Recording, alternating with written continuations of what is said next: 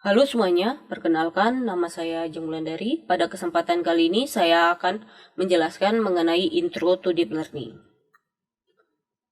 Learning outcomes yang ingin kita capai adalah kita ingin dapat mengaplikasikan algoritma yang kita pelajari untuk menyelesaikan problem yang ada.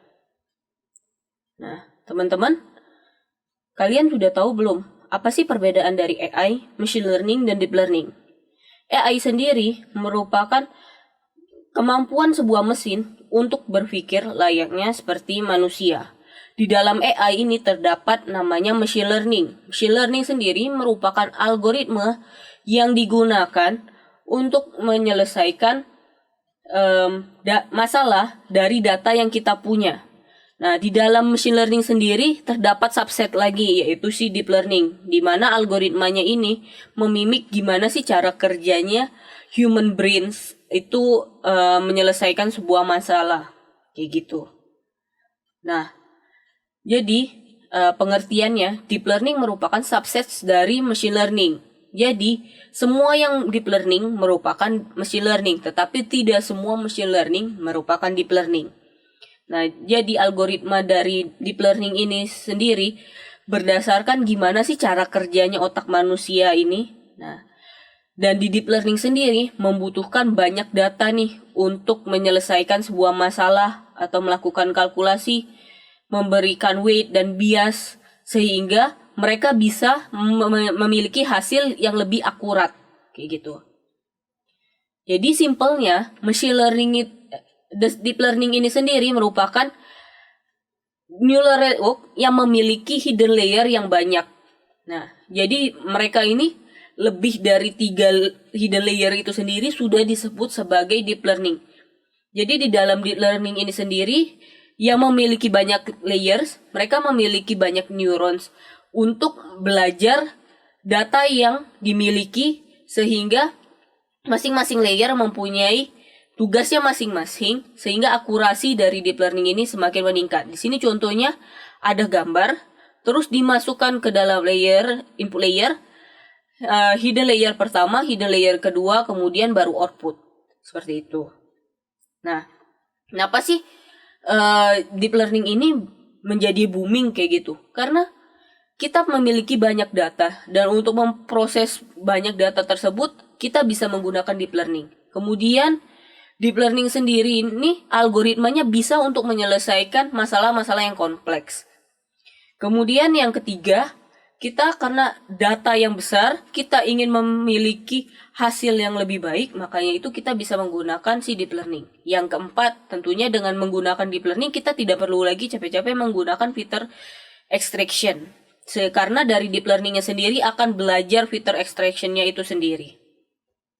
Nah, kenapa baru sekarang, baru setelah tahun 2010 si deep learning ini menjadi booming? Yang pertama, kemampuan mereka untuk training neural network arsitektur. Karena mereka semakin dalam hidden layernya untuk mempelajari data yang dimiliki. Yang kedua, big data. Karena data yang sudah banyak. Yang ketiga, GPU yang sekarang kemampuannya mumpuni untuk memproses deep learning ini sendiri. Nah, di sini teman-teman bisa lihat perbedaan dari machine learning dan deep learning. Jadi ketika kita memiliki data sebagai input, ketika kita di machine learning, kita perlu melakukan yang namanya fitur extraction. Mencari fitur apa sih yang sebenarnya dari data kita ini untuk dapat diproses. Misalkan untuk masalah klasifikasi. Nah, fitur extraction ini sendiri kita mesti tahu nih fitur yang mana sih yang sebenarnya yang cocok untuk masalah kita. Ketika fitur yang kita pilih salah, maka hasil dari machine learning kita sendiri juga tidak akan menjadi akurat. Nah, di deep learning, apabila kita memiliki data sebagai input, kita dapat melakukan filter extraction dan classification melalui algoritma deep learning itu sendiri, sehingga menghasilkan output. Maka dari itulah kadang beberapa orang menyebut deep learning sebagai black box. Nah, untuk mengerti deep learning itu sendiri, misalkan kita bisa lihat contoh di sini. Ketika kita memiliki banyak data wajah nih, kita ingin belajar gimana sih dari data yang kita miliki ini untuk menentukan foto ini siapa sebenarnya. Nah, dengan menggunakan deep learning, ketika kita memiliki data foto banyak orang ini, kita masukkan ke dalam input layer. Dari input layer ini, dia akan menghasilkan nih pattern dari local contrast. Jadi mereka akan belajar edge dari fitur-fitur dari yang ada di wajah seseorang kayak gitu. Nah, kemudian dibawa ke layer selanjutnya, dia baru belajar tentang fitur dari wajah seperti mata, hidung, mulut. Nah, kemudian dibawa lagi nih ke hidden layer kedua, di mana dari fitur-fitur tadi kemudian dijadikan satu untuk membentuk sebuah wajah. Nah, dari wajah ini, kemudian dari output layernya kita bisa mengenali, oh wajah ini nih siapa sih sebenarnya orangnya, kayak gitu. Nah, untuk penerapan deep learning sendiri sudah banyak di mana-mana. Teman-teman pasti udah pernah dengar. Untuk di internet dan cloud service sendiri, dia bisa melakukan image classification, speech recognition, language translation, language processing, sentiment analysis, recommendation system. Untuk bidang kesehatan dan biologi seperti cancer cell detection, diabetic grading, drug discovery. Untuk media dan entertainment, video captioning, video searching, real-time translation.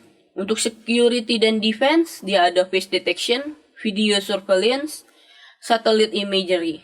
Dan untuk autonomous machine, dia ada di pedestrian detection, lane tracking, recognition, traffic sign. Dan masih banyak contoh-contoh lain penerapan deep learning di kehidupan kita.